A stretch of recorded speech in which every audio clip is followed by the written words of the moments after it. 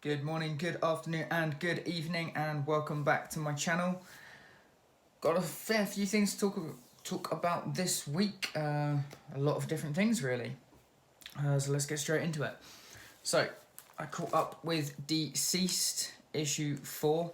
As you can see, I'm still keeping up with the horror movie variants. This one being Final Destination. The more I read of this series, the more I'm actually starting to enjoy it. I'm getting over the whole social media aspect of it, and just starting to focus on the story itself, and it's beginning to be more enjoyable. It's a shame it's got 4 issues into it before I found it really enjoyable, but it's starting to get really interesting. I think that there's still yet to talk really about Damien. As I said in the last issue, Damien loses essentially his entire family, and it's like he hasn't dealt with it yet. You haven't been able to really fully catch up with him. He hasn't had a quick moment to himself to really process it. And I'm hoping they do that at some point, because I think that would be a really interesting thing for Damien to have as a character. However, saying that, there is something very good in this issue in dealing with this outbreak, where you have Superman being the Boy Scout just saying we can't kill these people, zombies, anti-life people, because Bruce, before he died, said there might be a cure. So it's interesting to see the dynamic between him and some of the other heroes, where he's saying very firm, no, we need to contain them, we need to try and save them, and you've got a couple other heroes that are just solely about survival, and it's that's a very interesting dynamic, and I hope that they push that further. Tom Taylor is introduced in this issue that very interesting sort of a confrontation really between Superman and a couple of the others, and I hope they develop that a little bit more, because again, as a hero, do you try and save people in this situation, or do you try and contain these zombies and try and save them? It's a really interesting thing, and it's something I don't remember Marvel Zombies dealing with, and hopefully they'll talk about that a little bit more. But that was DCeased issue 4, so starting to get good halfway through, but it's starting to get kind of strong. Next, I was able to catch up with Silver Surfer Black 2. This, again, similar to the first issue, I am enjoying the story. I'm really enjoying the story, but it's the artwork that is just taking me out a little bit. It's Kirby-esque in terms of it being quite trippy. It's quite drawn out. It looks good, but it's just not my kind of thing. I think when you've got that sort of thing, it worked for something like Doctor Strange. And I think as long as they're dealing with Silver Surfer within the timeline of events of Guardians of the Galaxy recently, where he has been pulled through a black hole, as long as you're dealing with that, I can sort of get behind it with this distortion of artwork. But if it goes on and they develop more story arcs and go through a bit more, I'm really hoping that they rein that back in, because I can't see it fitting with any other story arc. I really can't. But in terms of this issue, he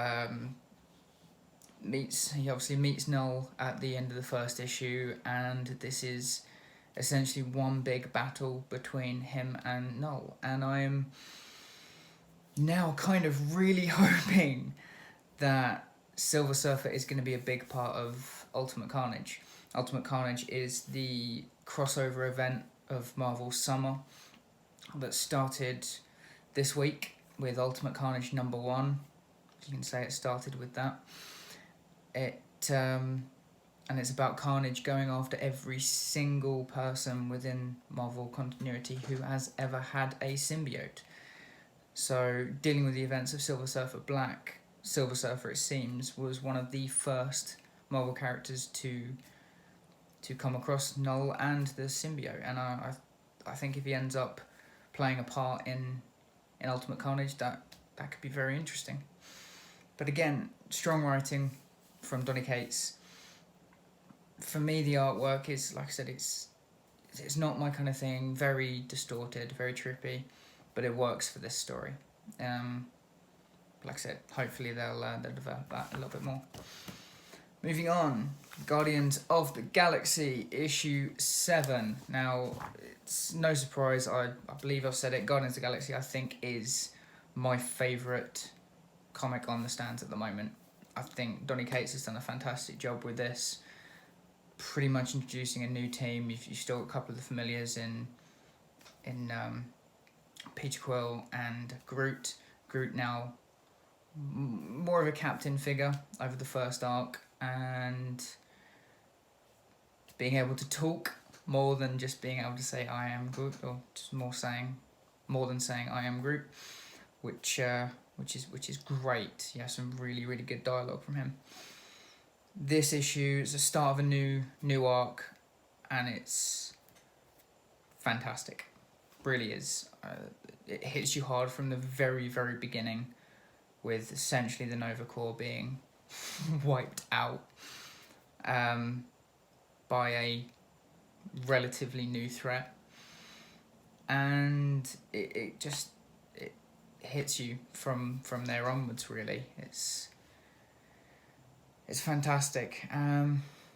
So where we are at the moment, we've got Moondragon and Groot are the only Guardians who are free from this new threat, because the others have been taken, and they've gone to the one member of the team that could potentially help them, and that's Rocket. And it's a great final panel where you see him just saying, I've got nothing else to lose. I've got a feeling this is going to be a heartbreaking arc. I really, really do. Rocket is a great character, and like I said, Donny Cates is just, it seems like everything he touches at the moment is gold. It's really, really good. Anyone who's not reading Guardians of the Galaxy, you got to change that. You've got to start reading it. It's absolutely fantastic. Sticking with Cates, I read Venom 16. Sort of ties in with Web of Venom. This is written by Colin Bunn, Funeral Pyre, and the Venom 1 annual. All three kind of set up the Ultimate Carnage. It's the sort of like prequels to Ultimate Carnage. Venom, Eddie's back with his suit, and he's sort of beginning to trust the suit again, then working more as a team. Funeral Pyre, detailing one of the characters I'm not massively fond. I'm not too familiar with, but yeah, is it Mania? But she is having nightmares where she feels something is coming, of which it seems like a lot of the people who have ties with symbiotes have been having these visions. So it's just the next step for Carnage to come in and start terrorizing people. He is in this issue, and he really shows how terrifying he is as a villain, and I'm really looking forward to this event, and I think I might have to get every single comic of this event so I can read it all. I think it's gonna be a really good one.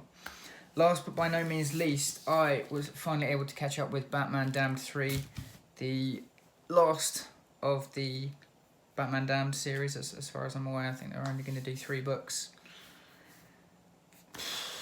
Where can I start with this? It's very confusing, which is the point, really. The whole point about the Batman Damned series is what's real and what isn't. And it does that very well. It really does.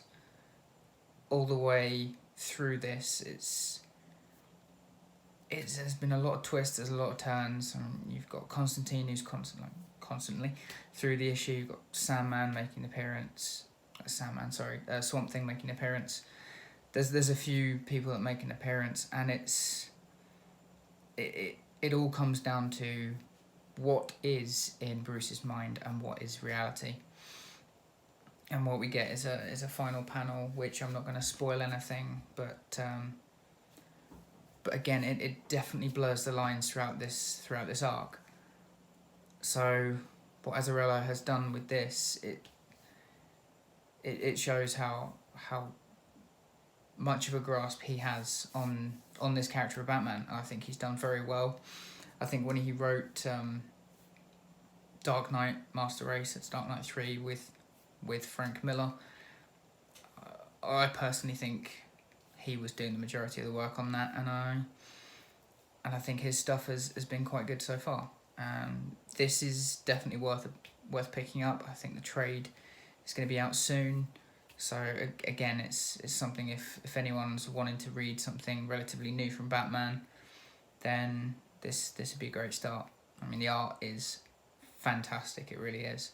And like I say, it's a very different kind of Batman story. It's realistic on one point, yet also really takes you through the ringers in another. In that, like I said, it pushes the boundaries of what's real and what isn't, and for that, I think it's done a very, very good job.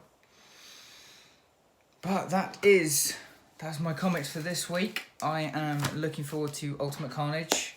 Hopefully I can get my hands on that and be able to read that soon. Other than that, guys, let me know what you think, what you've been reading this week, if you've been able to catch up with any of these, and let me know what you guys think of them.